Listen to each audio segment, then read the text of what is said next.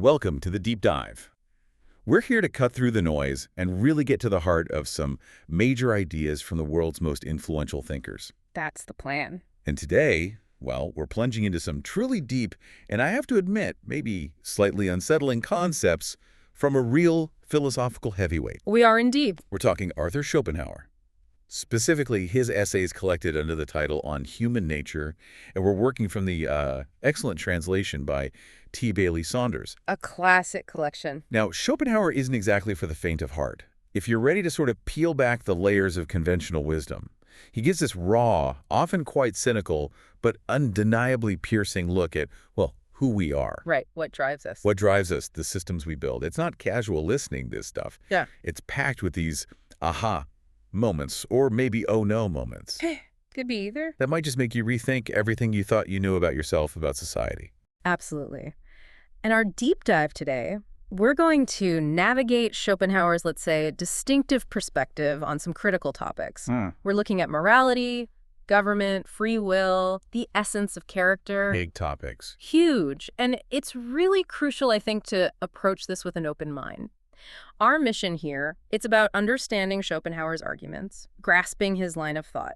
We're not necessarily endorsing his conclusion. No, definitely not endorsing everything. Because his views, they often starkly challenge our comfortable assumptions. They push us, really, to confront some uncomfortable truths about humanity. So what if, everything we assumed about human dignity, about virtue, even the purpose of life, what if it's just fundamentally flawed? What if our true nature is, well, maybe far more savage and self-serving than we'd like to admit? That's the territory we're heading into. We're about to find out. It's going to be quite a journey. Let's dive in.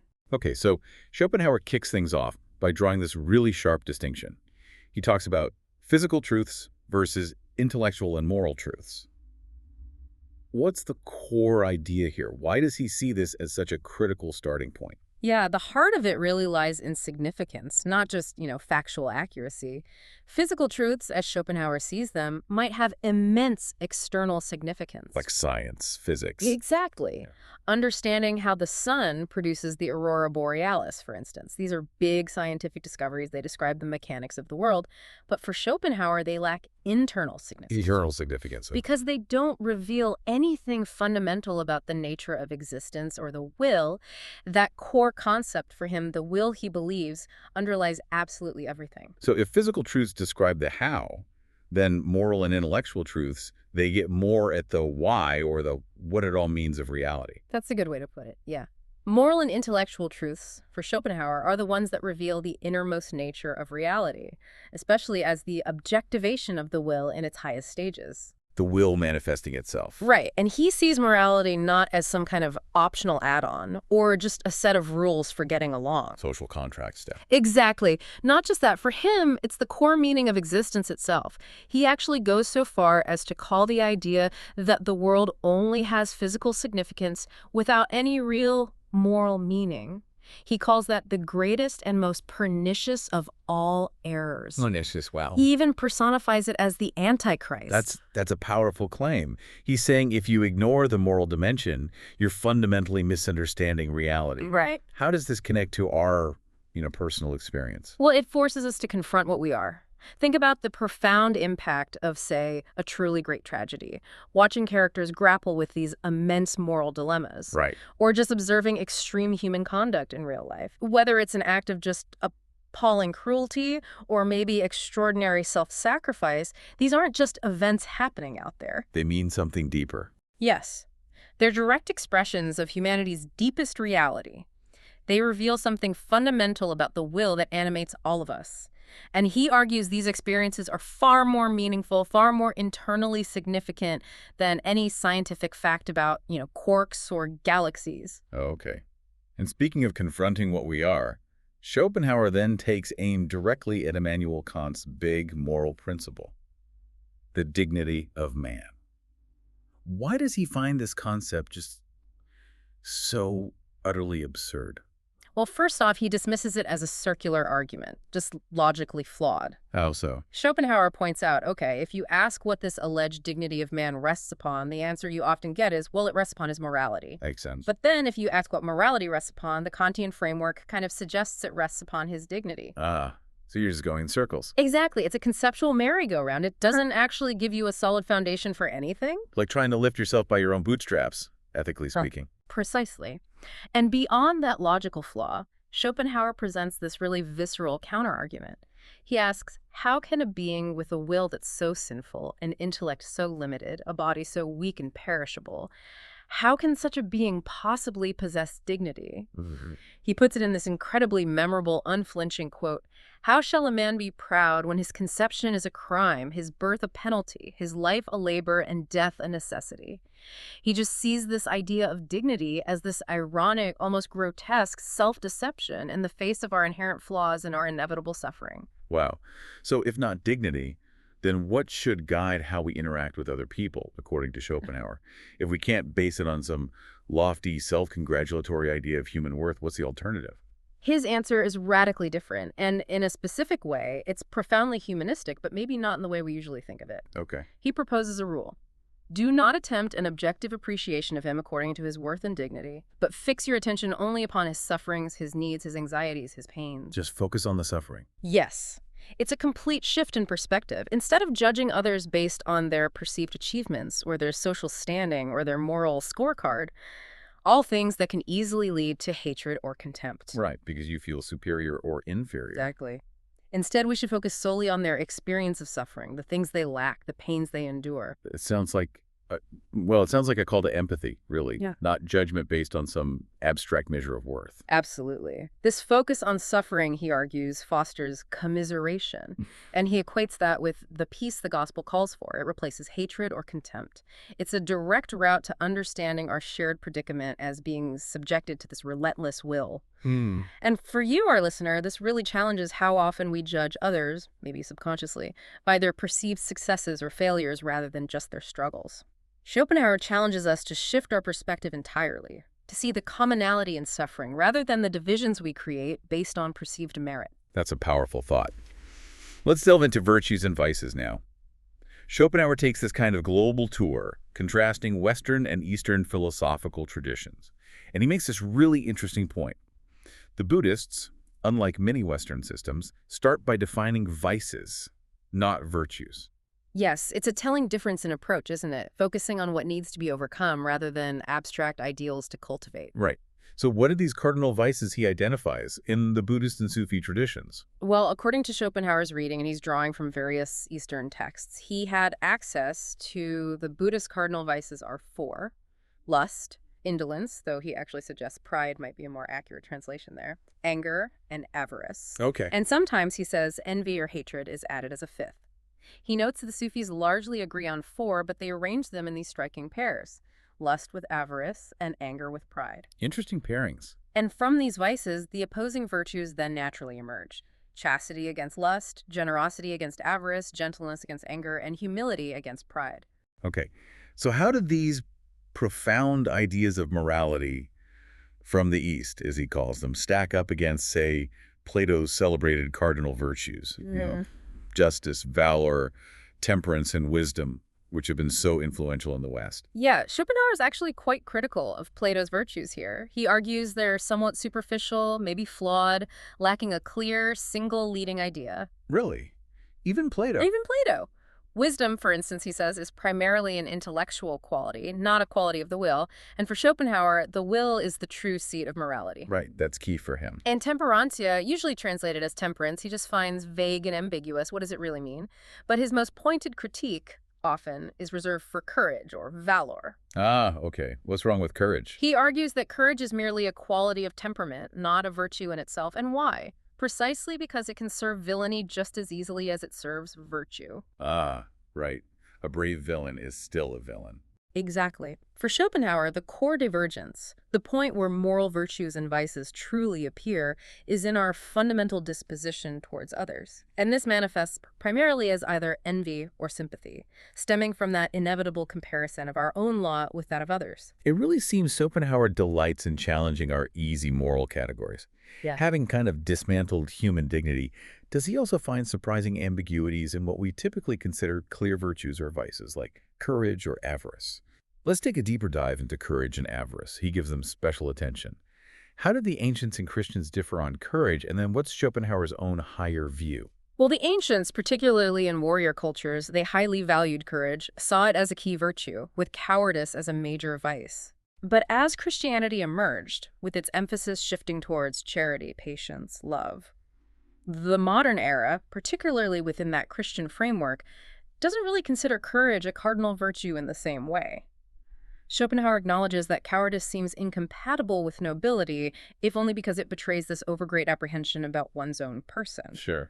He offers one explanation for courage as simply a readiness to meet present ills, to avoid greater future ills, linking it to patience, that quality enabling forbearance and self-control. So in that sense, it's at least akin to virtue. Okay, that's one view. But then he introduces a higher view of courage. What's that about? Yes, the higher view. This is where it gets really interesting, metaphysically. Schopenhauer traces the fear of death fundamentally to a deficiency in what he calls a natural philosophy.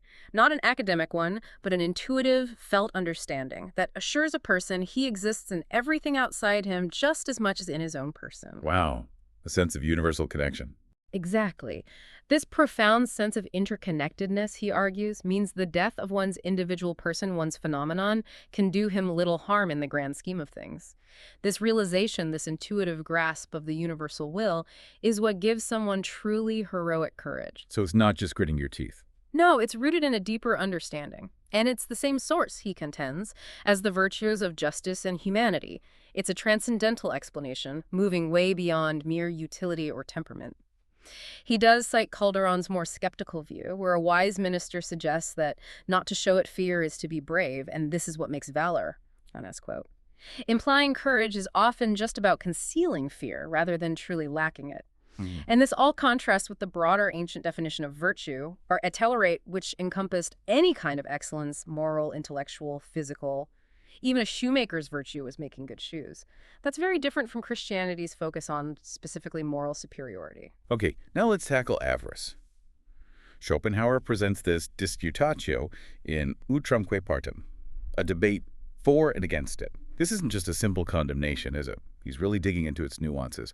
What are the arguments against avarice being a vice? Or maybe for avarice? No, it's far from a simple condemnation. He argues quite compellingly on one side that maybe avarice isn't the vice. Perhaps its opposite, extravagance, is the real fault. Extravagance. Extravagance, he contends, springs from a brutish limitation to the present moment, where the future is totally discounted. It's based on the illusion that sensual pleasures hold positive, lasting value. And this, he says, leads inevitably to future misery and even crime, as Sallust noted. The Quran, for instance, explicitly condemns spendthrifts. So extravagance leads to ruin, whereas avarice, maybe paradoxically, brings superfluity. Exactly. Superfluity, which he notes is seldom unwelcome, suggests avarice actually has good consequences. The avaricious man, the miser, acts on the principle that pains are positive and extremely real, while pleasures are negative and fleeting. He foregoes present pleasure to avoid future pain. He embodies the maxim sustain et abstain, bear and forbear. It's a form of extreme prudence. Right, extreme precaution against the inexhaustible possibilities of misfortune. Furthermore, even if his treasures go unused in his lifetime, they eventually benefit others when he dies. He even posits that by holding money back, hoarding it, the value of the currency actually in circulation is enhanced. That's counterintuitive. It is, and he concludes this side of the argument by saying that friendship with a miser can actually be profitable, citing the Spanish proverb, más el duro que el desnudo, the hard-hearted man gives more than the empty purse. So from this perspective, avarice looks less like a vice and more like a, well, perhaps excessive virtue. But then he flips the script entirely. Mhm. What are the arguments for avarice being a vice? He absolutely does. On the other side, Schopenhauer argues that avarice is the quintessence of all vices. Why? Because while physical pleasures are tied to our sensual animal nature, avarice represents an intellectual desire that can survive even when the capacity for physical pleasure dies out in old age. Oh, okay. It's abstract. Exactly. Money, as this abstract symbol for all worldly goods, becomes egoism in the abstract.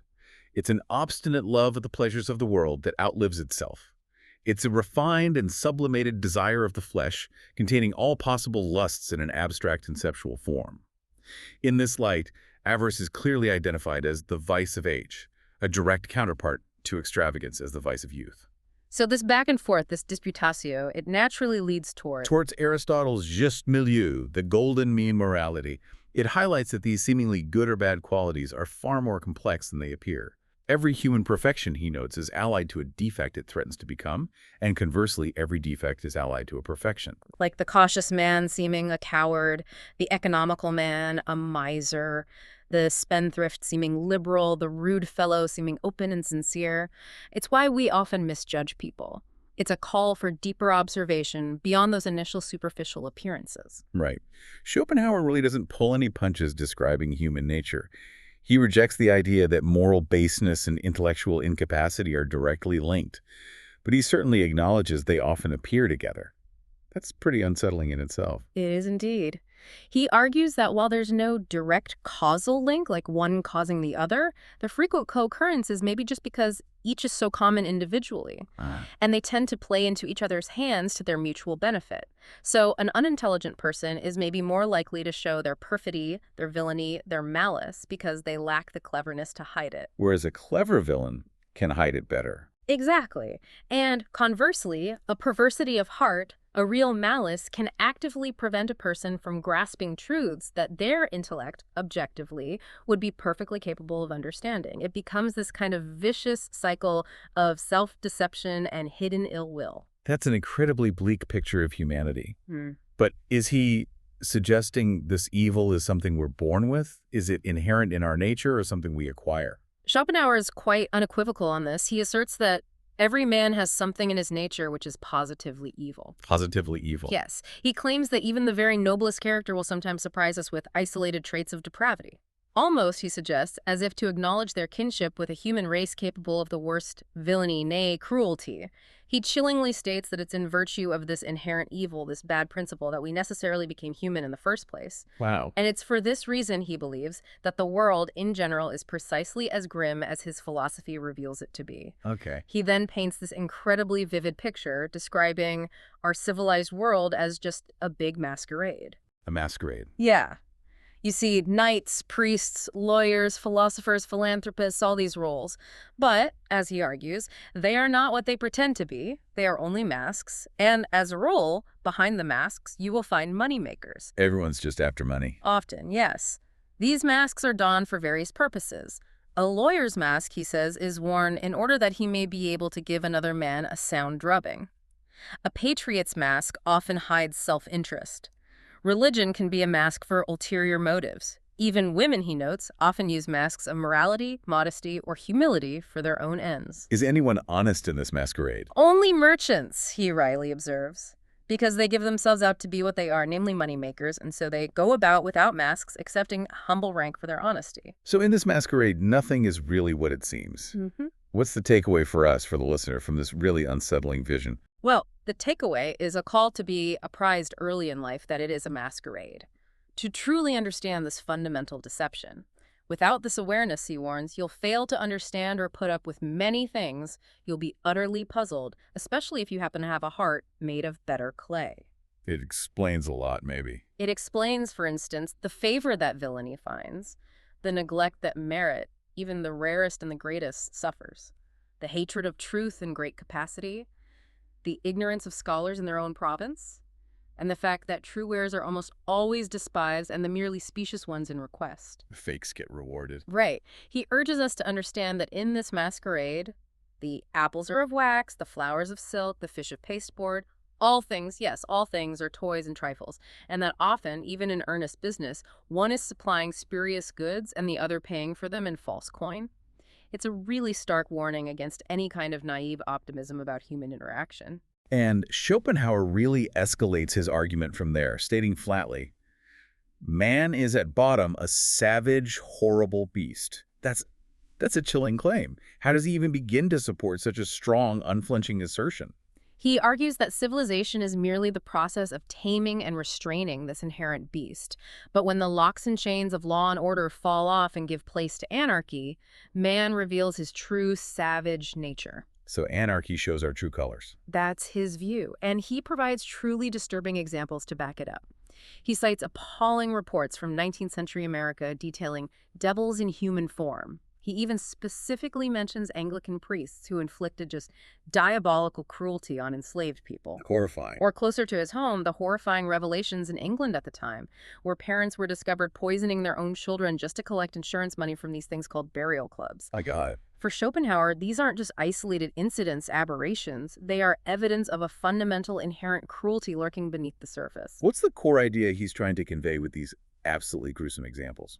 These actions, he argues, stem from a colossal egoism combined with a fund of hatred, anger, envy, rancor, and malice, accumulated like the venom in a serpent's tooth, just waiting for an opportunity, any opportunity, to vent. Any excuse will do. Right. He notes that if there's no grand occasion, people will seize upon the smallest slight, inflating it through imagination, as Juvenal put it centuries earlier. Quanta lacunque ad Deo est occasio. Sufficit ire. However small the occasion, it suffices for anger. He even reminds us that Aristotle and Homer noted anger's pleasure, declaring it sweeter than honey, and Byron's sharp observation that now hatred is by far the longest pleasure. Men love in haste, but they detest at leisure. That's cynical, but maybe true.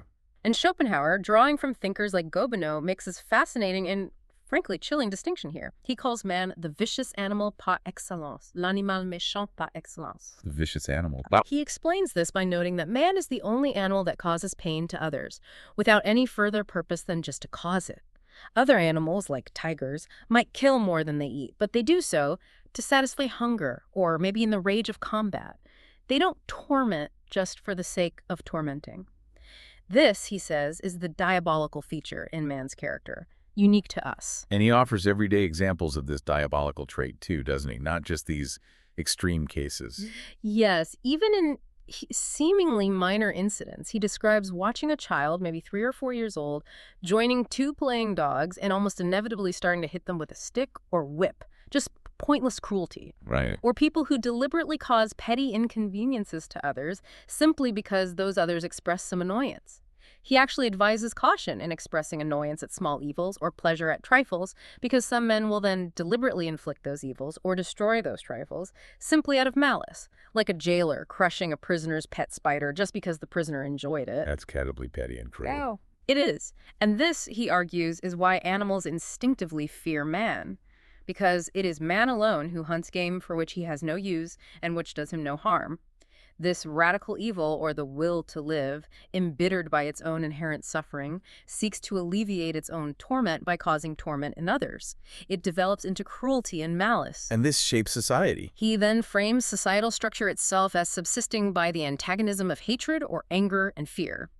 Fear, he says, keeps our innate malignity in check, while anger prevents one from becoming the sport and laughingstock of others. It's a constant, precarious balance. So what does this all mean for our worst traits? Schopenhauer identifies Schadenfreude, that mischievous delight in others' misfortunes, as the absolute worst trait in human nature. How does he distinguish it from, say, envy? They seem related. They are related, but he makes a key distinction. He describes Schadenfreude as closely akin to cruelty, differing only as theory from practice. It's particularly heinous, he argues, because it takes the place that pity ought to occupy in our hearts when we see misfortune. It replaces pity. Yes.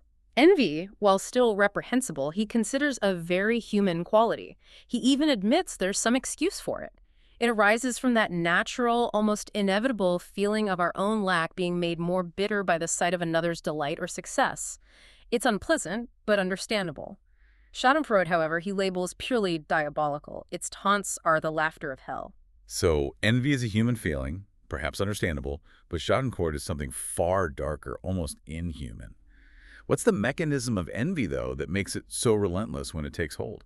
Envy, especially when it's directed at innate gifts of nature, things like beauty, intelligence, talent, that's what he calls most irreconcilable, it leads to this bitter, hidden hatred and a constant desire for vengeance against the person who possesses those gifts. How does it manifest? The envious person, he explains, meticulously hides these feelings. They become an inexhaustible inventor of tricks and artifices to conceal their envy while still trying to wound its object. They'll pointedly ignore the advantages that eat their heart out, pretending not to see or hear of them. They become masters of dissimulation. Masters of hiding it. Oh, yes. They might cunningly overlook the person whose brilliant qualities gnaw at them, treating them as totally unimportant. Most insidiously, they'll use secret machination to deprive these qualities of any opportunity to show themselves. And from his dark corner, he will attack these qualities with censure, mockery, ridicule, and calumny, like the toad which spurts its poison from a hole. Wow, poison from a hole. He also points out they'll enthusiastically praise unimportant people or even bad performances in the same field just to subtly undermine the object of their envy. This sounds like a masterclass in psychological warfare, deployed by the envious. It really is. He concludes that even with all this deception, the trained eye recognizes him in spite of it all. The envious person betrays themselves, often by timidly avoiding and flying from the object of their envy, and that person then stands the more completely alone the more brilliant he is, which he notes is perhaps why pretty girls have no friends of their own sex. For you, our listeners, Schopenhauer gives a very stark warning here. Never make a false friend out of an envious person. Their hatred is relentless, unforgiving, and enduring. A chilling warning. So, how does all this depravity relate to human misery? Is there a connection? A direct connection. Human depravity and human misery, Schopenhauer argues, hold a perfect balance to each other. He sees the world itself as the last judgment on it. The punishment fits the crime, essentially. The evil of the penalty accords with the evil of the sin malum pone with malum culpae. So, the suffering matches the wickedness. In the samsara, this Buddhist term for the endless cycle of existence, human misery, human depravity, and human folly are perfectly corresponding and of like magnitude. He suggests that if we focus intensely on any one of them, it seems to exceed the other two, but that's just an illusion caused by their sheer colossal scale. It's all just overwhelmingly bad. It's a grim picture. Yet despite this, he offers this tiny glimmer of hope. He says that manifestations of honesty, of goodness, nay, even of nobility, and also of great intelligence of the thinking mind of genius, do occasionally gleam out like single points of light from the great dark mass. Okay, some light. And he takes these rare flashes as a pledge, a promise of a good and redeeming principle hidden within samsara, a principle capable, perhaps, of eventually breaking through and transforming everything. Right. Moving from the individual to the collective, Schopenhauer turns his critical eye to government and the whole concept of natural right. He criticizes German philosophers of his time for seeking these complex, abstract notions when, as he puts it, the simple truth lies at their feet.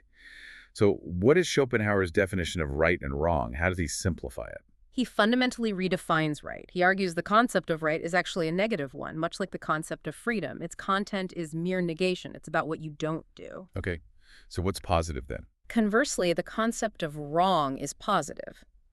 Wrong has the same significance as injury, Lazio, in its broadest sense. Injury to a person, their property, their honor. Injury is the positive act. Right. And this leads directly to his core principle of right. Everyone has a right to do anything that injures no one else. Full stop. That seems incredibly direct, almost libertarian in a way. It is very direct. And this simple definition, he believes, clarifies many seemingly complex questions. It makes queries like, do we have the right to take our own life, completely senseless in this framework? If you don't injure others by doing it, it's your right. End of story. That's radical. He also talks about the equality of rights. How does that square with the obvious fact that people have very different individual powers and abilities? Good question. He maintains that while men's powers certainly differ, their fundamental rights are alike. Their rights don't rest on their powers, but on the moral fact that the same will to live shows itself in every man at the same stage of its manifestation. This applies to that original and abstract right a man possesses simply as a man. The basic human right. Yes. However, he does acknowledge that things like property and honor, which are acquired through the exercise of one's powers, do depend on the measure and kind of power one possesses. So acquiring things extends a man's right to a wider sphere. Okay. So yes to equality of basic rights, no to equality of all possessions or influence resulting from unequal powers. Okay. But if rights are so simple, basically, just don't injure others, why do we even need a state? Schopenhauer's view of the state is far from celebratory, isn't it? Not celebratory at all. He states that the state, in its absolute essence, is merely an institution designed to protect its members, protect them against outward attack or inward dissension. This is a security measure. Pretty much. The ultimate reason for its necessity, he argues, is the acknowledged lack of right in the human race.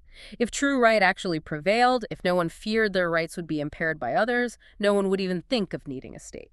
If we were all good, we wouldn't need government. Exactly. And he absolutely lambasts certain philosophers. He dismisses them as sophists thinkers, who, in these pompous phrases, declare the state the supreme end and flower of human existence. He calls that view the glorification of a narrow, conventional worldview, basically the apotheosis of Philistinism. For him, the state is a very utilitarian, almost regrettable necessity. And does he think right actually prevails in the world?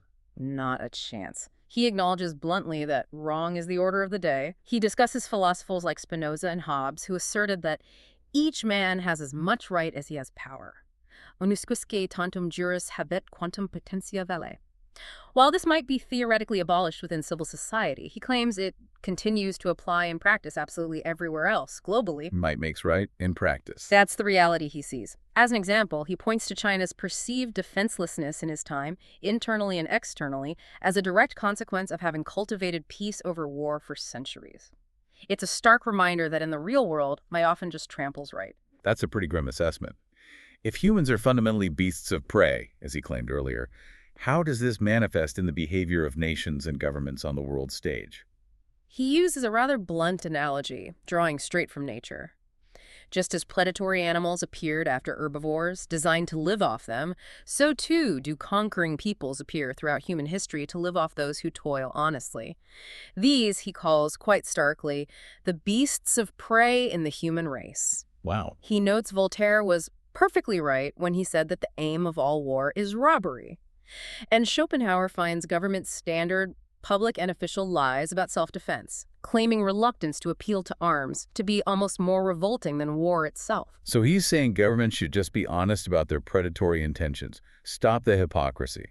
In a way, yes. He suggests they should just take their stand as bold as brass on Machiavelli's doctrine. And what's that principle for nations, according to Schopenhauer's reading of Machiavelli? It's basically the inverse of the golden rule. What you wouldn't like done to yourself, do to others. If you don't want to be subjugated, he advises, then subjugate your neighbor whenever their weakness offers the opportunity. Because if you don't seize that chance, your enemy eventually will. Oof. Real politic to the extreme. Absolutely. He concludes that every state looks upon its neighbors as, at bottom, a horde of robbers who will fall upon it as soon as they have the opportunity.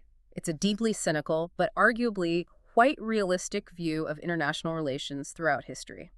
Okay, let's shift focus slightly.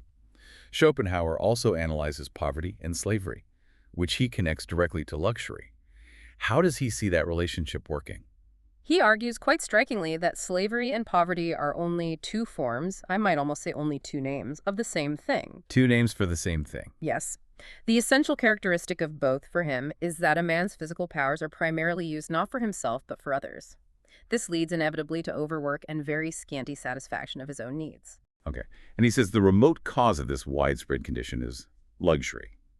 How does luxury create poverty and slavery? He argues that to allow a relatively small number of people to have all these unnecessary superfluous goods, the products of refinement, artificial needs, a vast portion of mankind's collective energy and power must be diverted away from producing basic necessities. Diverted resources. Exactly. Instead of everyone building modest cottages, thousands build huge mansions for a few. Instead of weaving coarse, durable cloth for themselves, they make fine silks and lace for the rich. A large part of the urban population, he observes, produces these luxury items. And then the peasants, the agricultural workers, must toil even harder to produce enough food to fuel not only themselves, but also this urban population producing non-essentials. The burden falls on the food producers. Right. Furthermore, valuable land is used for things like wine, silk, tobacco, hops, instead of essential crops like corn or potatoes. Men are taken from agriculture for dangerous seafaring just to import goods like sugar, coffee, and tea. In short, a significant part of total human labor is redirected from the necessary to the superfluous. And thus, he concludes, as long, therefore, as luxury exists, there must be a corresponding amount of overwork and misery, whether it takes the name of poverty or of slavery. So on the face of it, the logical solution would seem to be abolish luxury, redistribute the labor towards necessities. But then he introduces a fascinating counterargument, a real twist. Indeed, he does. He presents an argument which he claims is confirmed by experience that actually refutes this simple solution. While there's clearly a loss in sheer muscular power by diverting labor to luxury goods, Yes. this loss, he argues, is gradually made up to it 1,000-fold by the nervous power that gets released and developed through the pursuit and enjoyment of luxury. Nervous power, meaning intelligence, refinement. Precisely. Since the intelligence and sensibility promoted by this nervous power are on a much higher level than mere muscular irritability, the achievements of the mind, he claims, exceed those of the body 1,000-fold. He quotes a Greek proverb, "One wise counsel is worth the work of many hands." Idle hands make active heads, maybe? Or at least luxury allows some heads to become more active. That's the idea. He contends that science and the arts, which he calls the children of luxury, eventually discharge their debt to society by perfecting technology in all its branches, mechanical, chemical, physical. Technology is the payoff. Yes. He points to the unprecedented advancements in machinery, steam power, and electricity happening in his own time, which already did 1,000 times more than could ever have been done by the hands of all the well-to-do and their servants combined. Like the Industrial Revolution's benefits. Exactly. He gives the example of silk stockings, once an absurd royal luxury, now available to practically every shopman. Or calico gowns, once only for fine ladies, now commonly worn by servants. He even optimistically suggests that if mechanical science continues to progress at this rate, it might eventually save human labor almost entirely, much like horses were being replaced by machines even then. Leading, potentially, to a much greater intellectual culture for the entire human race as the basic struggle for existence eases. It hinges on his idea that muscular irritability and nervous sensibility are always and everywhere in antagonism. Shifting focus to the latter via luxury ultimately benefits all. It's a surprisingly complex argument. It really is. Okay, let's discuss forms of government more directly. Schopenhauer dismisses the sovereignty of the people with a pretty dismissive analogy, doesn't he? He certainly does. He calls the people, collectively, a sovereign who is always a minor. Ouch. Always a minor. Yes. They must therefore have permanent guardians and can never be allowed to exercise their rights directly without creating dangers of which no one can foresee the end. Especially, he adds, because, like all minors, they are very apt to become the sport of designing sharpers in the shape of what are called demagogues. It's a profoundly pessimistic view of direct democracy or popular rule. Absolutely. And what about the origin of kingship itself? He doesn't see it as some divine right from the outset, does he? More pragmatic? Not at all, initially. He agrees entirely with Voltaire, who remarked that the first man to become a king was simply a successful soldier. Kings, in Schopenhauer's view, were originally just victorious leaders of armies. They ruled by might, pure and simple. Might makes right, again. Initially, yes. He describes how, particularly with the rise of standing armies, princes began treating their people almost as a herd of cattle, existing mainly to sustain themselves and their soldiers. However, he acknowledges that this gradually evolved over time into the idea of the king as the father of his people, the firm and unshakable pillar supporting law and order, and thus the ultimate protector of individual rights. So it changed. It transformed. And this transformation, he argues, required the king to possess, or at least be seen to possess, an inborn prerogative, an authority that was supreme, indubitable, and beyond all attack, an authority to which everyone renders instinctive obedience. Hence, the phrase, "by the grace of God," became associated with monarchical rule, solidifying this unquestionable status. So the king becomes essential. In his view, yes. He believes the king is always the most useful person in the state, whose services can never be too dearly repaid.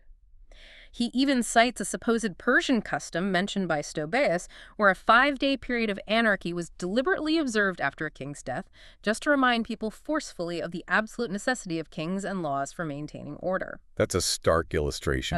How does Schopenhauer see the balance, then, between might and right in the practical world of statesmanship? How do you actually govern? He states it very plainly. Right in itself is powerless. In nature, it is might that rules. Powerless. Yes.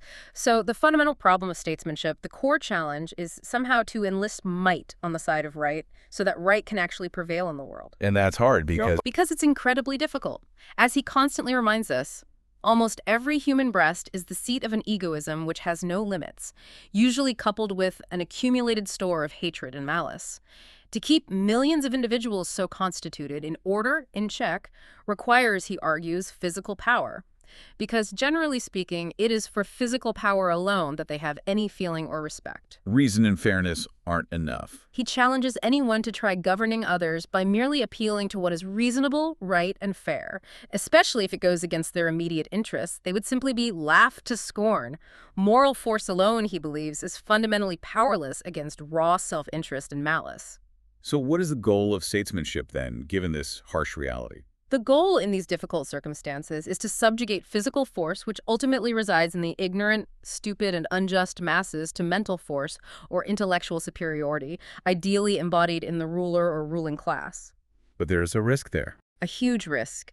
If this intellectual superiority is not accompanied by justice and good intentions, the resulting state becomes just a state of knaves and fools, deceivers and deceived.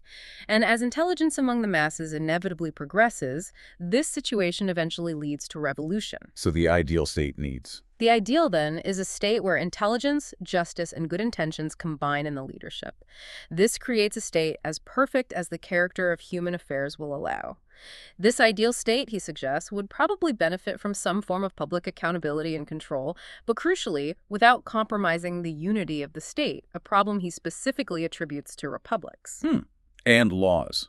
Can they solve the problem? He's skeptical about the limits of law. He cautions that laws, being artificial codes, can only ever reduce injustice, never banish it entirely, because wrong and injustice lie deeply rooted in human nature. The human race, he warns again, is collectively dangerous as an explosive. Laws are necessary, but insufficient. Okay. What about something like freedom of the press?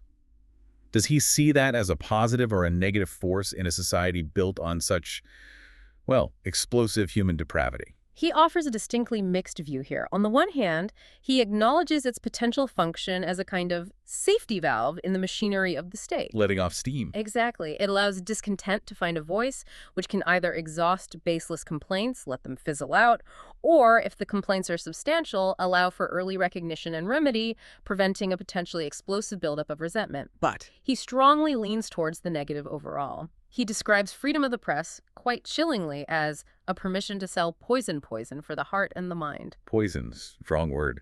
Very. He argues that there is no idea so foolish, but that it cannot be put into the heads of the ignorant and incapable multitude, especially if that idea promises them some kind of gain or flatters their base instincts. Yeah. And once such an idea takes hold, he asks, what is there that he will not do?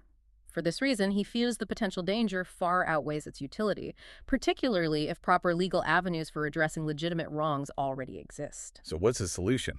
Ban it. He doesn't explicitly say ban it entirely, but he suggests that, at the very absolute least, there should be a very strict prohibition of all and every anonymity. Make people stand by their words. Accountability. Okay. Now, how does Schopenhauer see right actually functioning in the real world? Uses an interesting chemical analogy. Yes, it's quite vivid. He views right, abstract right, as being analogous to certain highly reactive chemical substances like fluorine or maybe prussic acid. These things cannot exist in a pure, isolated condition. They need a small admixture of another substance to serve as a vehicle or to give them consistency to make them stable. Okay, so right needs an alloy. Exactly. In the same way, he argues, right, in order to gain a footing in the world and really prevail, must of necessity be supplemented by a small amount of arbitrary force, or perhaps arbitrary tradition. This necessary chemical base, the stabilizing alloy, he suggests, often comes in the form of things like birthright, heritable privileges, or even a national religion. Things that aren't strictly rational. Precisely. These seemingly arbitrary elements provide the firm and actual foundation, the necessary fulcrum for supporting its lever, allowing abstract right to actually be enforced and have stability in the messy reality of human society. So he sees these seemingly arbitrary elements as necessary for stability, rather than aiming for some purely abstract system of rights.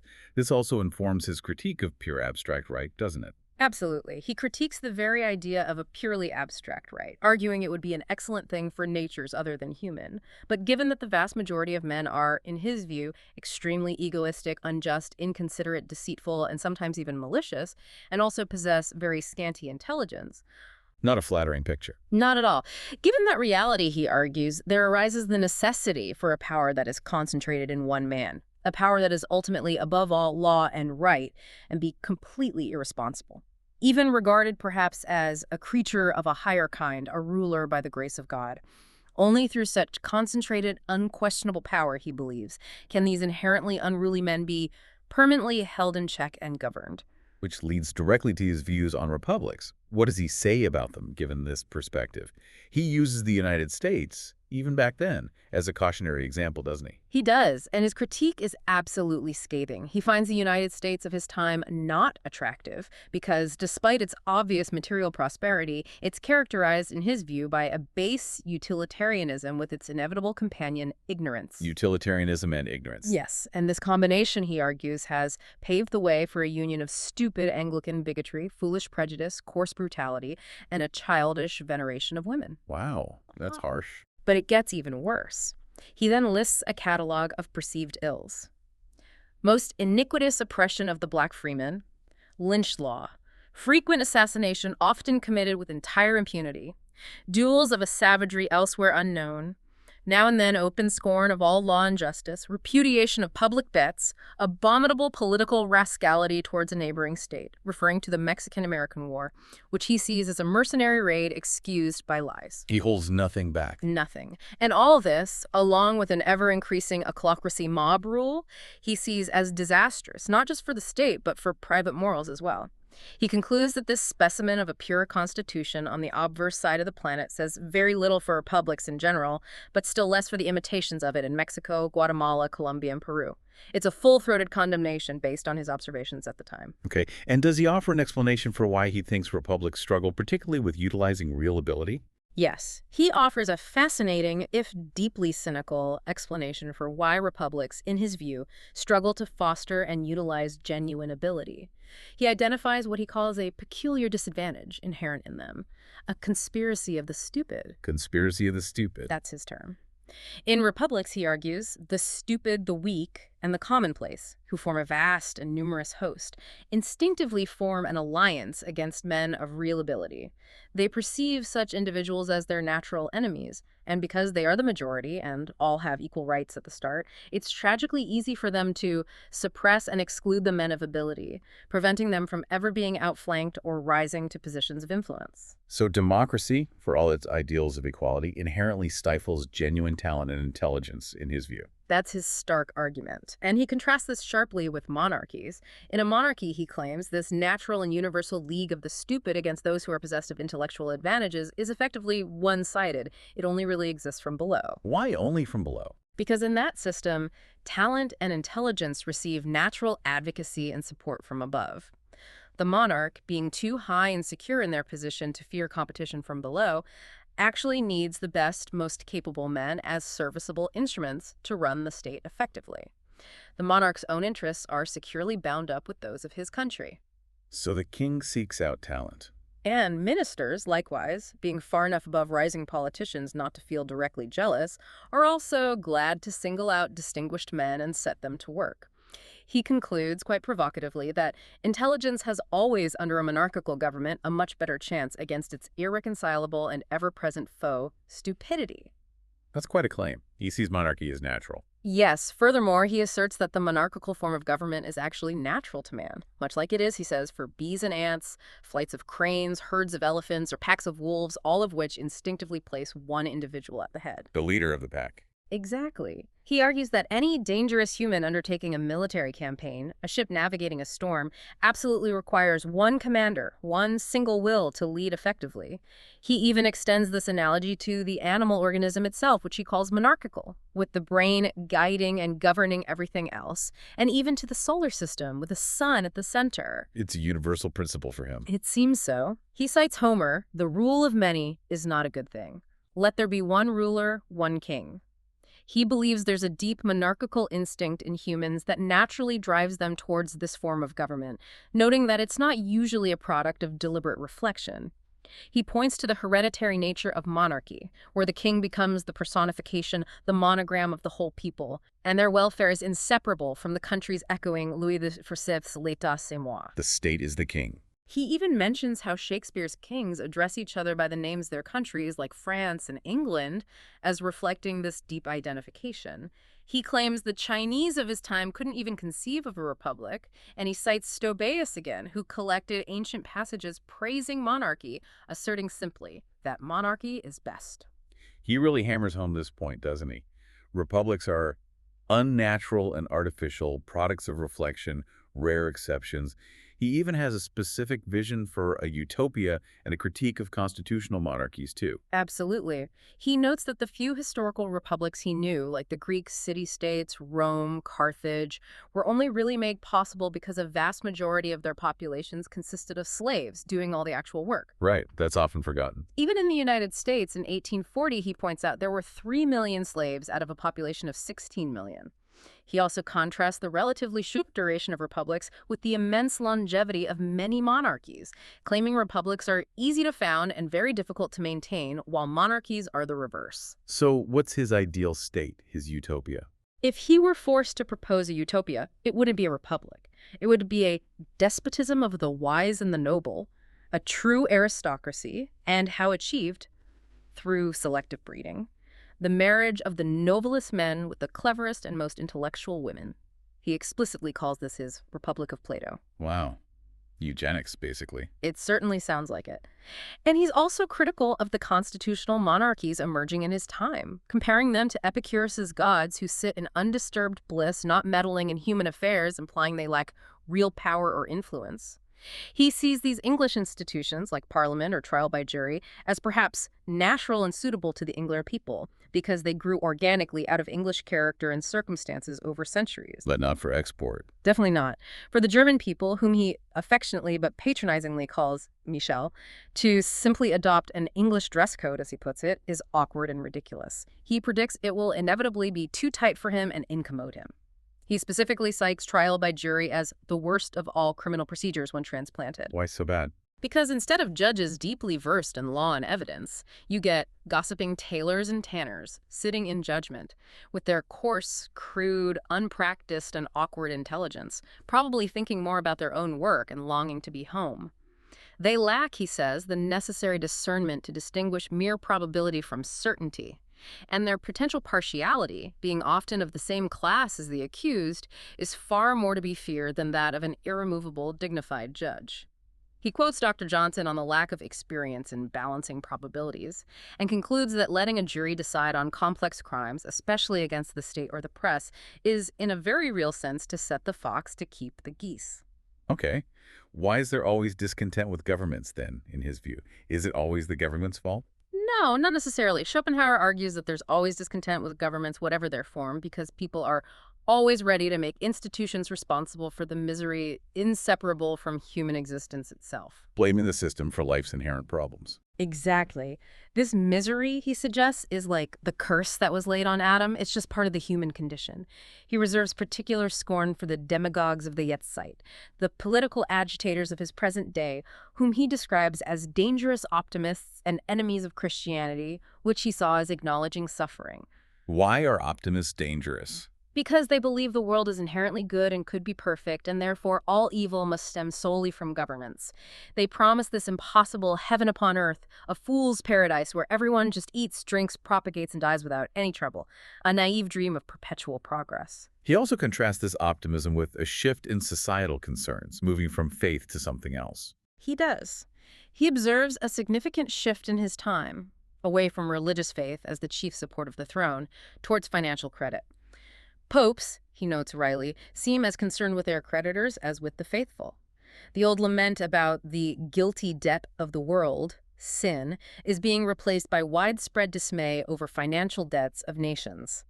Prophecies of the last day are superseded by gloomy predictions of a universal bankruptcy of the nations. Interesting parallel. And what about property rights versus birthright?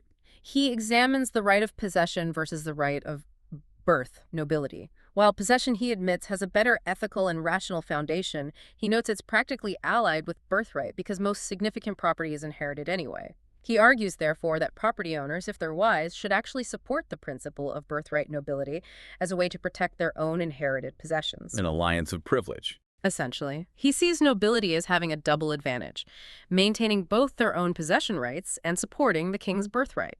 The king, being the first nobleman, naturally trusts those whose ancestors served his own. He concludes this section by stating, rather controversially, a man's character assuredly comes to him from his father, and suggests it's rather limiting not to consider one's lineage. Okay, now for one of philosophy's absolute thorniest questions, Hmm. free will. Schopenhauer argues, quite paradoxically perhaps, that moral freedom is to be sought not anywhere in nature, but outside of it. This sounds like a radical departure from how we usually think about freedom. What's his core idea here? It is indeed a radical departure. His core idea is this: while our individual actions in the world are not free, they are strictly determined by motives acting upon our character. Every man's individual character is to be regarded as a free act. My character is a free act. In a metaphysical sense. He means, essentially, he is such and such a man because, once for all, it is his will to be that man. The will itself, as the underlying reality, the thing in itself, exists independently of all knowledge, even antecedent to it. Knowledge, the intellect, merely provides the motives through which this fundamental pre-existing will develops and manifests its unchanging nature in the world of experience. Okay, let me see if I get this. We are free in some timeless metaphysical sense to be a certain kind of person, to possess a certain fundamental character. Right. But then, once we are that person, our actions in time flow necessarily and inevitably from that innate character interacting with the motives presented to it. Precisely. You've got it. The consequence is profound and deterministic on the empirical level. Every man can absolutely never do anything else than just what at that moment he does do. His entire life's course, in all its incidents great and small, is as necessarily predetermined as the course of a clock. Wow, like clockwork. But then how is there moral responsibility? If my actions are predetermined, That's the crucial point he tries to reconcile. He reconciles this determinism with moral responsibility by viewing our underlying character, our essential being, as that metaphysical free act of the will. The will, as thing in itself, is unified and free outside of time and causality, but when it manifests itself in the empirical world through space and time, which he calls the principle of individuation, it appears as this determined series of states and events, all subject to strict necessity. so responsibility attaches to the being, not the doing. Exactly. It implies that by what we do, we know what we are, and by what we suffer, we know what we deserve. Our individuality, then, isn't just a surface phenomenon. It has its roots deep in the thing in itself, in the fundamental will that constitutes our very essence. And that essence, that is where the freedom lies. That's a lot to take in. Does this idea have echoes elsewhere? Yes, interestingly, he sees echoes of this deterministic view, or at least the fixed nature of character, in various traditions. Plato, he suggests, in his own way, represented individuality as a kind of free act, with our tendencies resulting from feelings and character shaped in previous lives, aligning with the doctrine of metempsychosis or the transmigration of souls. Reincarnation, basically. Right. And he mentions how Brahmin philosophers also mystically convey this unalterable fixity of innate character, saying that Brahma engraves a man's destined doings and sufferings on his skull at birth, determined by his previous existence, and they even point to the sutures of the skull as mystical evidence of this script. Wow. And he suggests the Pauline dogma of predestination in Christianity seems to share a similar underlying perspective of determined outcomes based on a fundamental nature. Okay. So if our character is fundamentally innate and our actions flow necessarily from it, what does that mean for concepts like merit? Or even for qualities that we normally think are acquired through learning or effort? Can we really improve ourselves? Well, this is where his view becomes quite challenging to modern sensibilities. He argues that all genuine merit, whether it's moral merit or intellectual merit, is essentially metaphysical, meaning it's given a priori and not a posteriori. It lies innate within us, it's born with us, not acquired later. So you're either born with it or you're not. Largely, yes. Every man achieves only that which is irrevocably established in his nature or is born with him. Now, he admits intellectual capacity needs development and cultivation, just like you cultivate a natural product, but cultivation cannot replace the original raw material. You can't make a genius out of someone without the innate spark. And moral character. Similarly, qualities that are merely acquired, learned, or enforced by society, those a posteriori qualities, are, for him, not real or genuine, but superficial only and possessed of no value in a deep, essential sense. That's quite a challenge to the whole idea of self-improvement as we typically understand it, isn't it? Education, therapy, becoming a better person. It absolutely is. He uses this view to explain, for instance, the great importance we intuitively place on innate characteristics, like physiognomy, facial features, and external appearance when it comes to distinguished individuals. Why are we so curious to see what famous or brilliant people look like? He suggests it's a subtle, intuitive acknowledgement that we sense character is innate. Hmm.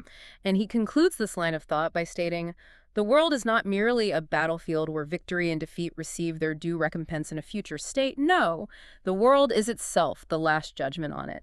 Every man carries with him the reward and the disgrace that he deserves."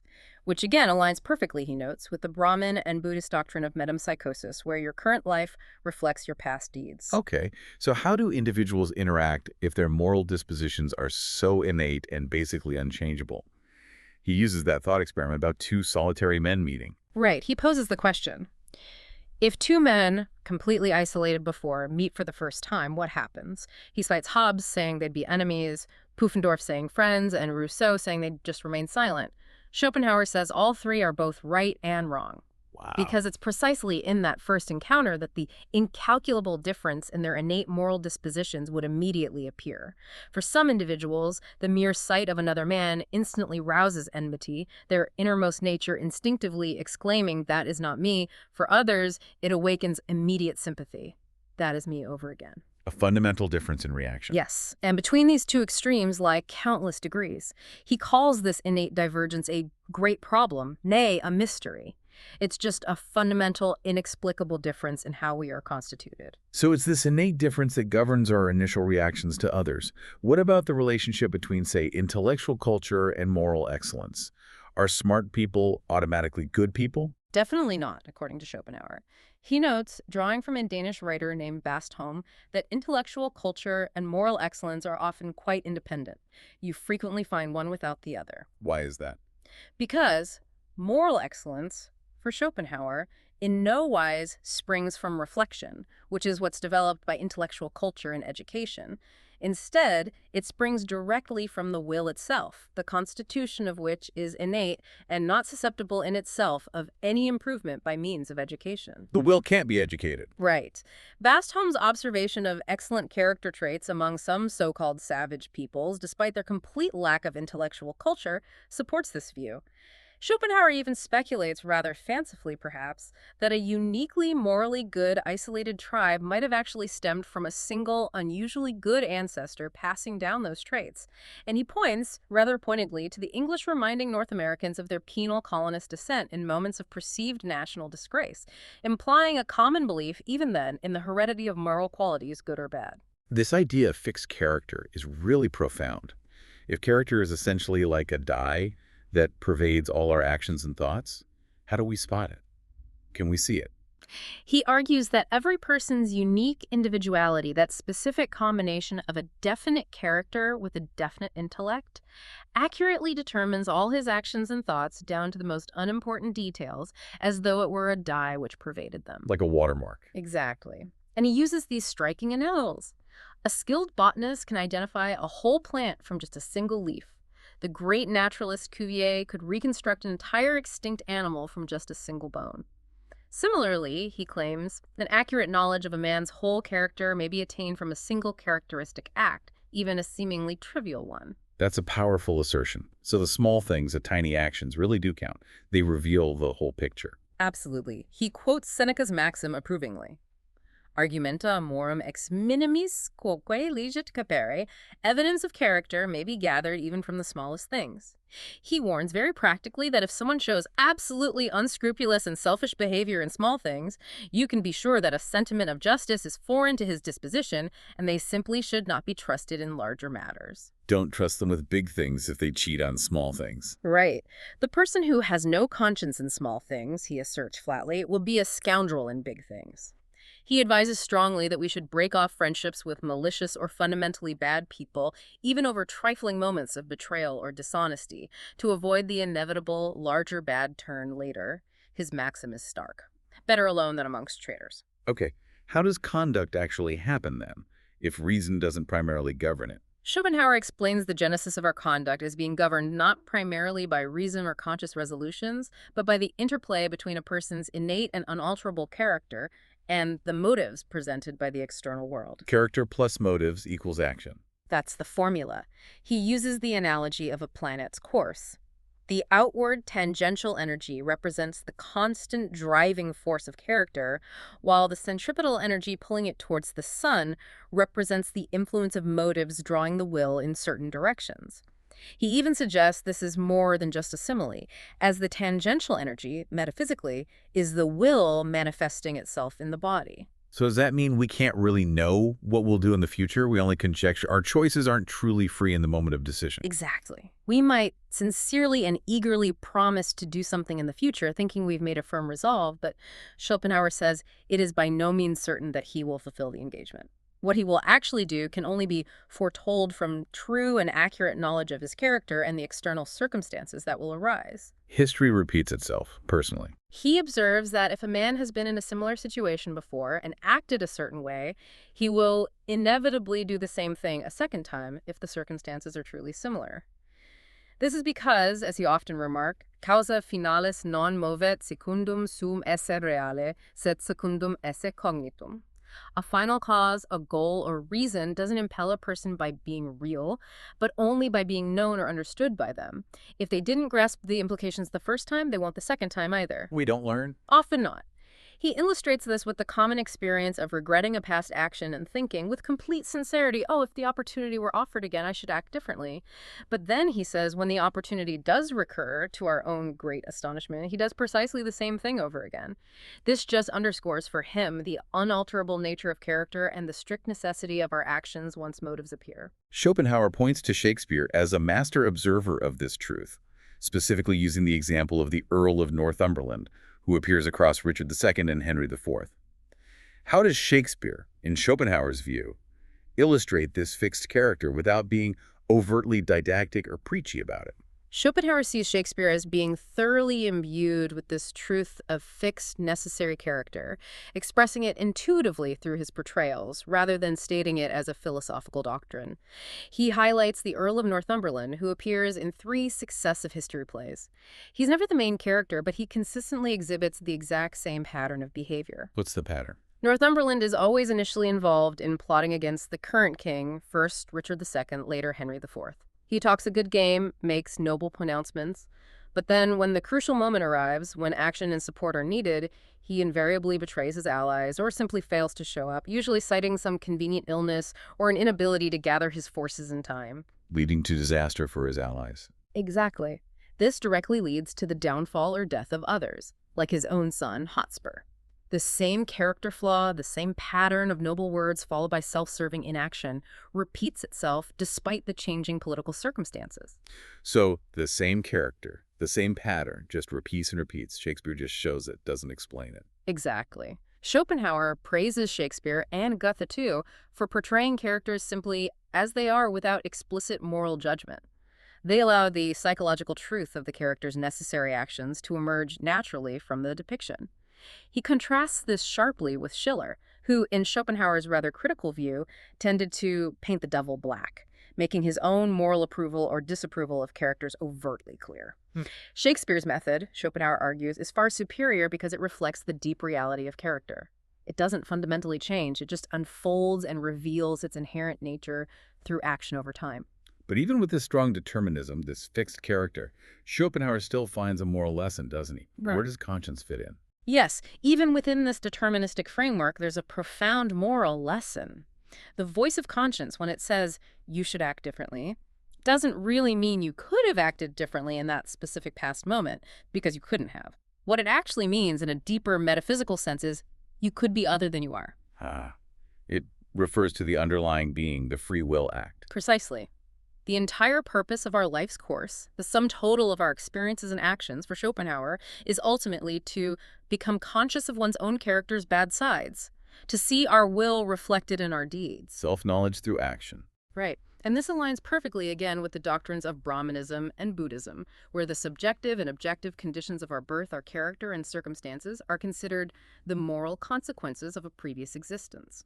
Metempsychosis provides a way to reconcile this empirical determinism with the kind of transcendental justice. He even notes admiringly that Machiavelli, with his keen, subtle understanding of human nature, intuitively grasped this necessity, observing in his comedy Ecclesia that if the exact same men recurred with the exact same circumstances, they would inevitably do the exact same things all over again. Okay, let's talk about fate and predestination then. These concepts seem closely related to determinism. How does Schopenhauer define them, and what's the connection he makes to moral freedom and originality? Fatalism, or the amarmony of the ancient Greeks, he defines simply as the conscious certainty that all that happens is fast bound by a chain of causes, meaning the future is already ordained with absolute certainty. Predestination for him is essentially the same fundamental idea, differing only in whether the ultimate determination comes from a rational being, God, or from an irrational chain of cause and effect, fate. In both cases, the core truth is that happens which must happen. He urges a clear understanding of this truth, finding it demonstrably true and helpful in understanding the mysterious riddle of our life. So if everything is predetermined either by God or by fate, where does that leave moral freedom? How can we be free? This is where he makes a crucial link. Moral freedom for Schopenhauer is inseparable from that of originality. To be truly free, a being must be original, meaning it cannot be the work of another. Because if a being is created by another, its nature and all its qualities are determined by that creator. And since all that a man says and does necessarily proceeds from the qualities so determined, requiring only the external impulse of motives to make them appear, then, as a man is, so must he act. Therefore, any praise or blame, any real responsibility must attach not to the individual acts themselves, but to the man's fundamental nature and being the nature given by the Creator. So the creator is responsible, not the creature. That's his stark conclusion. Theism and the moral responsibility of man are incompatible. If God created man, then God is ultimately responsible for man's nature and consequently for all his actions. All theological attempts to bridge this gap with some concept of moral freedom, like the liberum arbitrium indifferentia, the freedom of indifference to choose otherwise, will always break down again. So true freedom requires. True freedom requires originality. If our will is free, then our will must be the original element, the uncaused cause of our being. He references Kant's antinomies, where earlier philosophical dogmas struggled to separate these concepts. In his own philosophy, the recognition of the strictly necessary character of all action in the empirical world aligns perfectly with his broader idea that the will manifests itself necessarily even in the organic and irrational world. This empirical necessity, in turn, requires us to view a man's existence and fundamental being as the work of his own freedom, his own original will. Meaning the will must be self-existent, possessing what scholastic philosophers called aseity, an existence purely from itself. Without this, he argues, all responsibility vanishes, and both the moral and physical world become mere predetermined machines. Okay. What about the influence of moral instruction and example then? Can teaching or seeing good examples make us morally better if our character is innate? He draws a sharp distinction here. He states that while moral instruction or seeing good examples can promote civil or legal amelioration, meaning better outward behavior, conformity to laws. Following the rules. Right. They cannot, however, affect inward moral amendment. They can't change our fundamental character. Why not? Because example always works as a personal motive. It assumes a susceptibility in the person observing it. But true morality, whether good or bad, is always innate. He quotes Seneca again. Velle non dicitur, will, cannot be learned. You can't teach someone to want to be good if their fundamental will is otherwise. So example can activate existing good or bad tendencies, but not create them. Exactly. He does acknowledge that example is very strong, very influential, precisely because most people lack the judgment or knowledge to find their own way in life. They are glad, therefore, to tread in the footsteps of someone else, which he sees as proving their kinship with apes, just imitating. A bit harsh on imitation. A bit. And he also notes that the very same example can have completely opposite effects on different characters. It can seduce one man and deter another. Think of seeing someone behave with social impertinences. One person might be repulsed, while another thinks, aha, if he does that, I may do it too. It depends entirely on the pre-existing disposition. So he completely rejects the idea of being born a blank slate. Utterly. He explicitly rejects the, as he sees it, Jewish idea that man comes into the world as a moral blank, able to freely choose between being an angel or a devil via some inconceivable free will. He dismisses this notion quite contemptuously as a charming doll for professors of philosophy to dandle. He maintains his standard as truth, however uncomfortable, not established religious or philosophical dogma. All right, let's dive into what he calls moral instinct. How does Schopenhauer define instinct itself? Seems pretty central to his understanding of these innate tendencies. Instinct, for Schopenhauer, is quite distinct from reason. He defines it very specifically as a rule of action given a priori. Given beforehand? Yes. And what's absolutely key is that an understanding of the object or purpose of the action does not precede the action, but actually follows upon it, if it comes at all. Unlike rational action, which involves conscious deliberation about goals and means, and can therefore miss its aim, instinct, for him, is essentially infallible in achieving its underlying biological or metaphysical purpose. Like a bird building a nest without being taught. Exactly.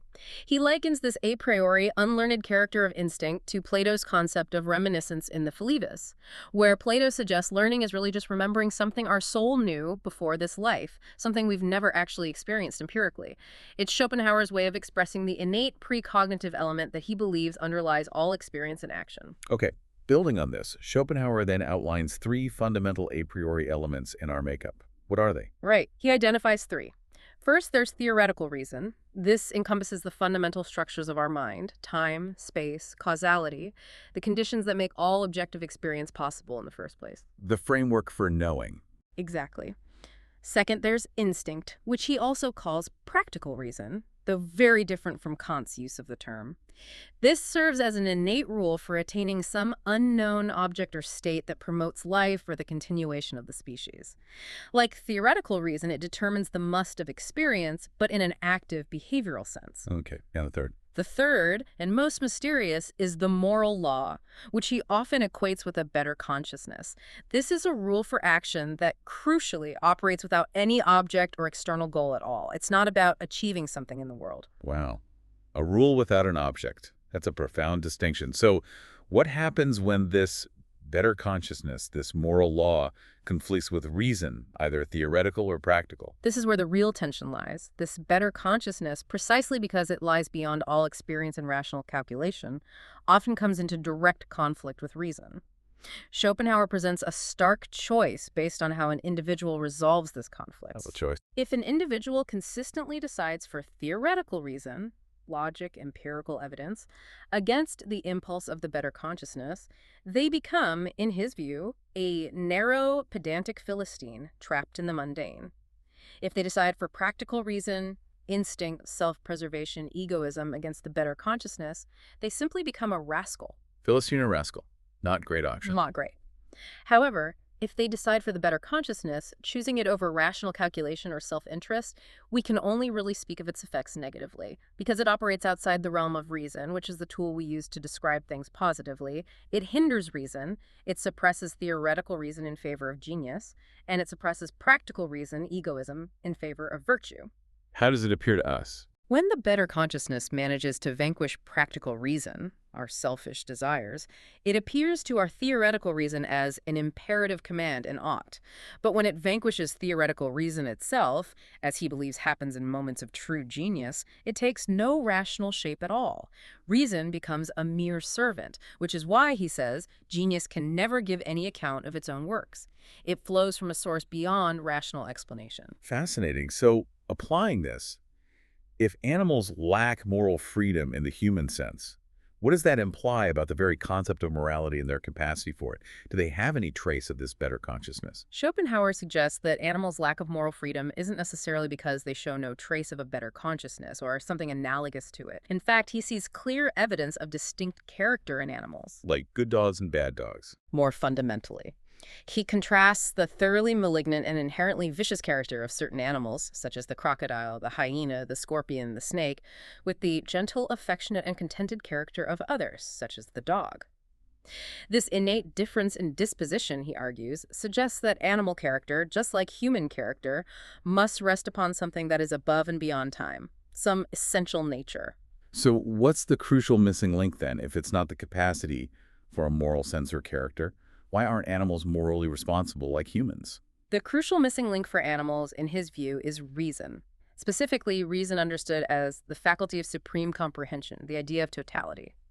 Reason is what allows us humans to observe our entire life, our thoughts, our actions as an unbroken chain. It connects past resolutions, present passions, and future consequences. This ability enables us to act according to general maxims, to make considered choices based on long-term goals or principles. And animals can't do that. Animals, conversely, are almost entirely dominated by the impression of the moment. Their passion seizes them completely, only to be checked, perhaps, by another stronger passion or by immediate fear. Therefore, men, he warns, act irrationally, almost like animals, if they allow themselves to be determined solely by the impulse of the moment, without reference to past commitments or future consequences. Okay, but here's the twist again. Reason isn't necessarily a force for good, is it? Not at all. Here's Schopenhauer's short insight. So far, however, is reason from being the source of morality that it is reason alone which makes us capable of being rascals, which the lower animals cannot be. Reason makes us capable of being rascals. Because reason allows us to form evil resolutions. It enables us to nurse vengeance over time, to plot, to deceive, and to deliberately act against our better consciousness in pursuance of some consciously chosen evil maxim or selfish goal. He quotes Goethe approvingly. Hat Vernunft, doch braucht sie allein, tierischer als jedes Tier zu sein. He has reason, yet he uses it alone to be more bestial than any beast. We don't just satisfy momentary desires like animals. We use reason to refine upon them and stimulate them to prepare for future, often malicious satisfaction. Right, this clashes directly with Kant's view. Kant saw reason as the very source of morality and argued that truly virtuous actions must be done according to reasoned maxims. Schopenhauer seems to fundamentally disagree on both counts. He absolutely rejects Kant's contentions here. Schopenhauer argues first that moral sentiments do not originate in reason. They originate in that innate better consciousness, which is closer to feeling or intuition. Second, he denies that virtuous actions must be done according to maxims. Give an example. He says, imagine someone resolves, using reason, to take vengeance on an enemy. But when the opportunity actually arises, their better consciousness, maybe manifesting as a sudden surge of love or common humanity, speaks powerfully, and they don't take vengeance. They act against their reasoned evil resolution. Schopenhauer insists this is a virtuous act. It's a direct manifestation of the better consciousness overcoming egoism, even if it wasn't based on some counter-maxim reasoned out beforehand. So goodness can be spontaneous, not calculated. Yes. He maintains that a very virtuous person could simply have a continuously active, better consciousness guiding them directly, rather than needing the indirect route of formulating rational maxims. This is why, he says, a person can have relatively weak reasoning powers, a limited understanding, and yet have a high sense of morality and be eminently good. He connects this to Jesus' saying, "Blessed are the poor in spirit," and to the mystic Jacob Boehme's observation that whoso lies quietly in his own will, like a child in the womb, is the noblest and richest on earth. It implies an innate moral sense that's superior to and independent of intellectual calculation. Okay, let's look at some more of his specific ethical reflections. He argues, as we touched on, that ethics and politics are profoundly different. The state is almost a parody of the moral law. That's right. He sees a stark contrast. He states that the state and the kingdom of God, or the moral law, the realm of ethics, are entirely different in their character. He calls the state a parody of the latter, a bitter mockery at the absence of it. Compared to the internal demand of the moral law, the state is just a crutch instead of a limb, an automaton instead of a man. It's a pragmatic, external mechanism completely removed from the internal volitional nature of true morality. He also discusses the principle of honor. He links it to human freedom, but describes it as an abuse of that freedom. How so? He argues that the principle of honor, as commonly understood, especially knightly honor, is an abuse of uniquely human freedom because instead of using our freedom and foresight to fulfill the moral law, a man motivated by honor employs his power primarily to assert his own self-will and reputation against others. It's about ego. It's largely about ego and being feared or respected. While it certainly distinguishes man from animals, who are only concerned with immediate bodily welfare, Schopenhauer stresses that it doesn't necessarily raise him morally above them. As an end in itself, seeking honor is just a vain and frivolous delusion. However, he concedes that as a means, the code of honor can sometimes be productive of good actions, enforcing certain standards of conduct. He makes a distinction in types of honor, too.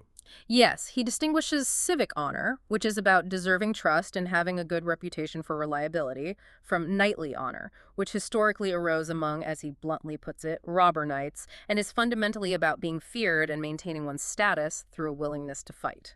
Okay. He also draws a distinction between theoretical and practical philosophers, or perhaps philosophical approaches to life. Yes. A theoretical philosopher, he explains, is one who essentially transforms life into ideas. Like a painter reproduces what they see on canvas, or a sculptor shapes marble, or a poet creates images for the imagination. The theoretical philosopher observes life and seeks to understand and represent its essence conceptually. Their aim is ultimately to enrich reason, to add to understanding. And the practical philosopher. The practical philosopher, conversely, attempts to transform ideas into life. They strive to act in a thoroughly reasonable manner, consistently, regularly, deliberately, never acting hastily or being swayed by momentary passions or impressions. They draw upon reason to guide their actions.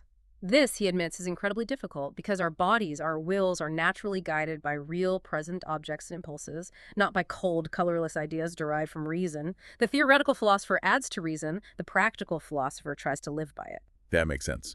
Now, Schopenhauer also brings Kant back into the discussion, specifically regarding the nature of experience and how we might feel about actions that defy normal experience. Yes, he leans on Kant's fundamental critique of empirical knowledge here. He points out Kant's assertion that the truth of experience is only a hypothetical truth. The very structures that make experience possible, subject, object, time, space, causality, are, in the Kantian view, inherent structures of our minds, not necessarily features of reality in itself. This means that all experience is only a phenomenon, not direct knowledge of the thing in itself lying behind appearances.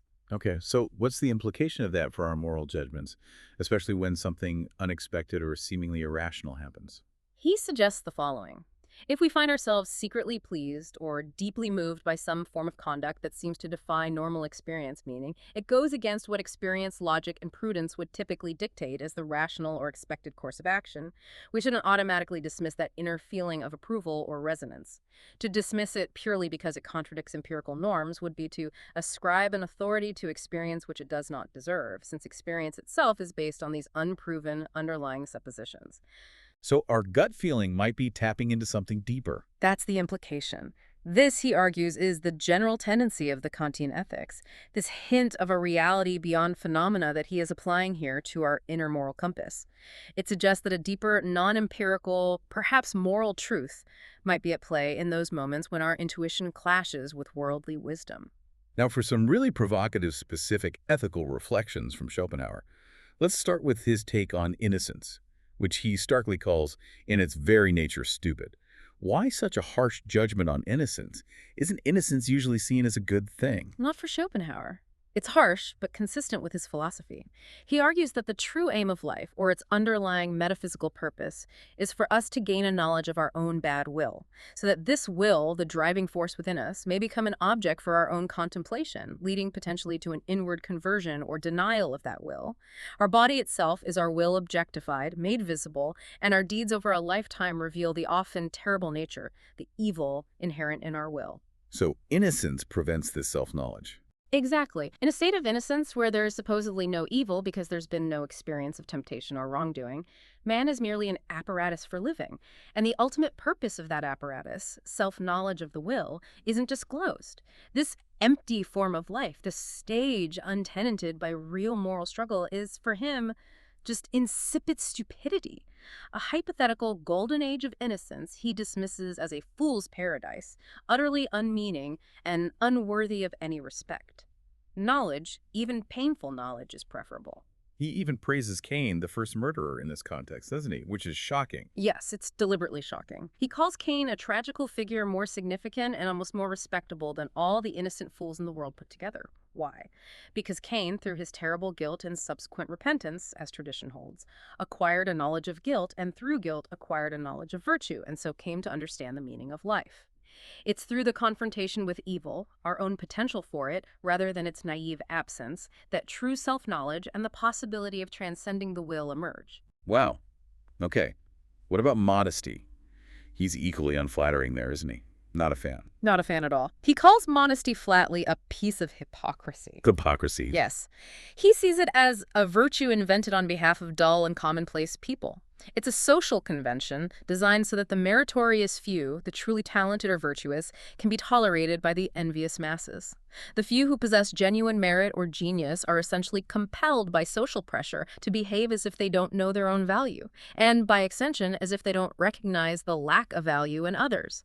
It's an indulgence, he says, offered to the paltry character of most men, a way for mediocrity to feel comfortable. That's brutally cynical. He also describes two different moods, or perspectives, regarding human misery and human baseness. Can you elaborate on these contrasting ways of seeing things? Certainly. Regarding human misery, he says there are two fundamental moods or ways we experience it. In the first mood, misery is directly present to us. We feel our own suffering. Our own desires are frustrated, leading to a violent intensification of our own will. This mood typically results in envy of others' apparent prosperity and a distinct lack of sympathy for their suffering. We're too wrapped up in our own. Okay, the self-centered view. What's the other? In the opposite mood, misery is known indirectly, primarily through observing others' suffering. Our attention is withdrawn from our own will and its frustrations. This, he says, leads naturally to sympathy, general benevolence, and philanthropy. Envy vanishes, replaced by a genuine joy at others' pleasure or relief from pain. And he applies a similar duality to human baseness. Yes, exactly the same structure. Concerning human baseness and depravity, there's one mood where we perceive others' depravity indirectly. We see their wickedness, their injustice, their malice. This leads primarily to feelings of indignation, hatred, and contempt for mankind in general. The misanthropic view. Right. In the other mood, however, we perceive our own depravity directly. We become aware of the malice, the selfishness, the potential for evil within ourselves. This direct perception results not in outward anger, but in inward humiliation and contrition.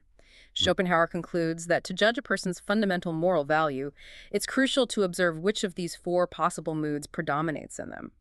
He notes explicitly that very excellent characters will predominantly show the second mood in each pair, sympathy arising from others' suffering and contrition arising from awareness of their own potential for baseness. That's a very insightful framework. This whole perspective seems to reject any idea of absolute moral commands like Kant's famous categorical imperative. How does Schopenhauer handle that specific concept? He dismisses the very notion of a categorical imperative as a contradiction in terms. Every command, he argues, is inherently conditional. If you want X, you must do Y.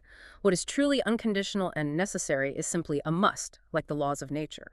Gravity doesn't command, it just is. So the moral law isn't unconditional. He explicitly states that the moral law, that better consciousness, is entirely conditional. It has neither validity nor significance, he claims, in the real world in which, as individuals, we live, that is, the world of phenomena, governed by cause and effect, the principle of sufficient reason. Morality, for him, operates from an entirely opposite view, an intuitive grasp of the timeless ideas, the underlying reality. Therefore, its function is essentially negative. It acts as a denial of that phenomenal world and our individual life bound within it. It doesn't command specific actions within the world so much as point away from it. Okay. He also offers some interesting, more practical thoughts on decision-making and human connections. How does he see strong motives influencing our choices? And what about toleration and friendship? On decision-making, he observes that to ensure a choice is truly firm and reflects one's deepest nature, particularly when someone is torn between two strong opposing motives, let's say motive A and motive B, one shouldn't try to suppress one motive in favor of the other. Instead, both should be presented to the mind as vivid and clear a way as possible, allowing them both to work with their full psychological force. The resulting decision, he says, whichever way it falls, is then truly the decision of his inmost nature and stands firm to all eternity. In saying, I will do this, the person has, in effect, recognized, I must do this.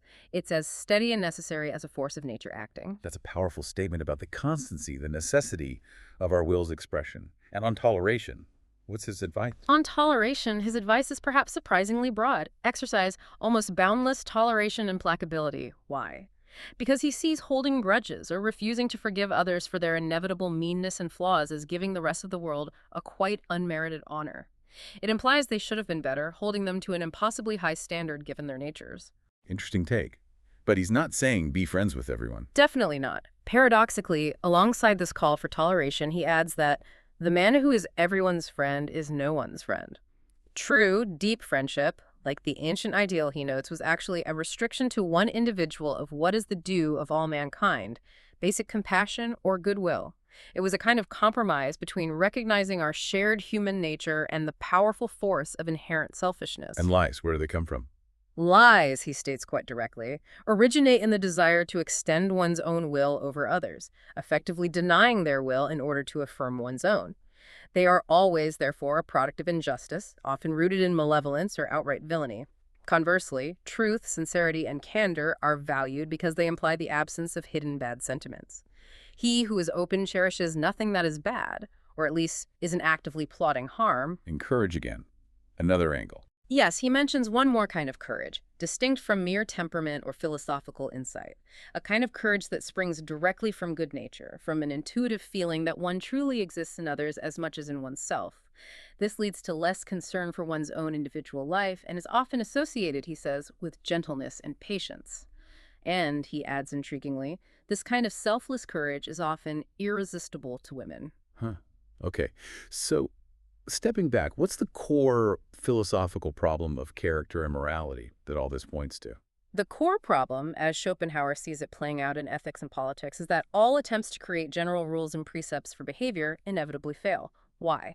Because they operate on the fundamentally false assumption that all men are basically alike, an error he sees exemplified by Enlightenment thinkers like Helvetius. The brute reality, he insists, is that the original difference between individuals in intellect and morality is immeasurable. So is morality even a real thing then, if individual differences are so fundamental and perhaps unbridgeable? Does a counterprinciple to egoism actually exist? He frames that as the central question, whether a well-grounded counterprinciple to egoism actually exists. Egoism restricts all concern to the self. Morality, if it exists, must somehow extend that concern to all beings. He emphasizes again that the stings of conscience are ineradicable, proving the will is above and beyond time, making an evil deed weigh just as heavily years later. He even posits the chilling possibility of having an innate evil conscience without having committed major misdeeds, simply because character is innate, and our desires and emotions reveal our underlying disposition to ourselves, even if circumstances prevent large-scale evil actions. He also critiques that common maxim, don't do to others. Right. Don't do to others what you wouldn't like done to yourself. He argues the seemingly simple rule proves, or rather asks, too much. A prisoner, for instance, could logically apply it to the judge sentencing him. It doesn't hold up universally. He also makes the rather unpleasant observation that stupid people are generally malicious for the very same reason as the ugly and the deformed, implying resentment fuels their malice. But he does see a connection between genius and sanctity. Yes, on a more positive note, he sees a kinship between genius and sanctity. He suggests that a true saint will often have a dash of genius in their insight, and conversely, a true genius usually exhibits a certain nobility of disposition, showing their shared root in a capacity to transcend the purely personal perspective. Let's clarify the distinction between the state and the moral law one last time, because Schopenhauer clearly sees them as operating in fundamentally distinct spheres. He emphasizes the great difference between law without and law within. The state's business, the domain of law and politics, is concerned that everyone should have justice done to him. It regards men as passive recipients and focuses solely on their external actions and the consequences. What? Right. The moral law's business, however, the domain of ethics, is concerned that everyone should do justice. It regards men as active agents and looks primarily to the will, the intention behind the deed, rather than the deed itself. He illustrates this with a lawyer and a moralist observing a debt dispute. The lawyer simply wants the creditor to get their money back, the outcome. The moralist, however, is concerned that the debtor should do their duty and pay willingly, the intention. He notes the absurdity of switching these definitions makes the distinction obvious. So for Schopenhauer, morality is entirely concerned with the will itself, the intention, not the external outcomes or consequences. Exactly. For morality, whether external force hinders the will from acting or fails to hinder it does not in the least matter. Once the will is determined, once a resolve, good or bad, is taken, the external world and its subsequent events are, for morality, practically non-existent. If events themselves had inherent moral significance, he argues, it would be a constant grievance that they are subject to chance and accident. The important thing is not what happens, but what is willed. And the state ignores the willing. The state, conversely, concerns itself only with the incidents, with what happens. It doesn't and cannot forbid thoughts of murder or theft so long as the will is controlled by external force, fear of punishment, preventing the action. This leads him to utterly reject the claims of what he calls pseudo-philosophers, who argue that the state's purpose is somehow to promote moral aims.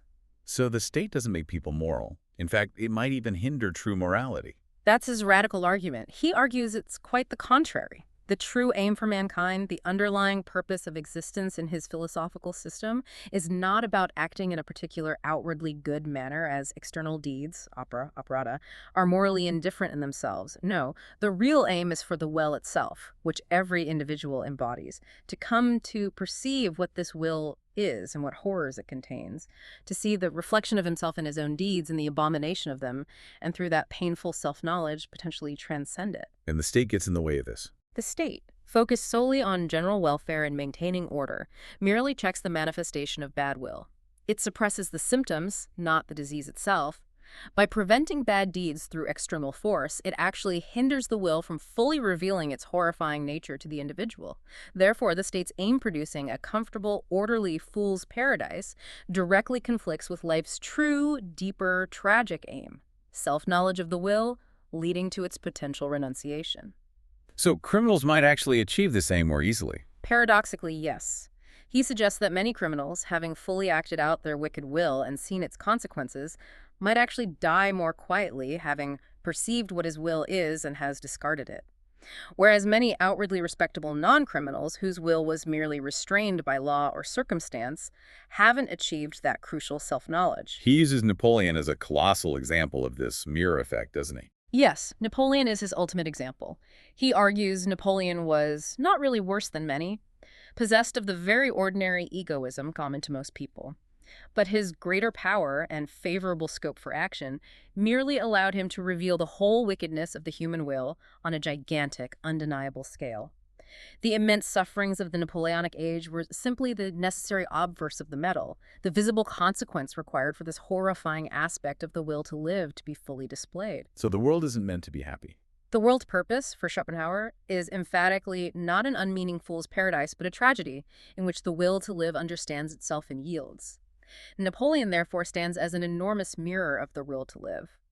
The suffering and the inflictor, the victim and the perpetrator are ultimately only phenomenal distinctions. At the deepest level, it's all a will to live, identical with great suffering. And understanding this identity, seeing the suffering inherent in the willing, is what allows the will, potentially, to mend an end, to turn against itself. He also briefly touches on the distinction between ancient and modern times in this context, doesn't he? Yes, he makes a broad generalization. He characterizes ancient times, particularly classical antiquity, as being dominated by affairs, by a strenuous affirmation of the will to live in both public and private life. Life was embraced, for good or ill. Modern times, however, particularly under the influence of Christianity, as he interpreted it, are marked, at least officially, by denial of this will. But this public denial, he argues, often leads only to a secret, hypocritical affirmation.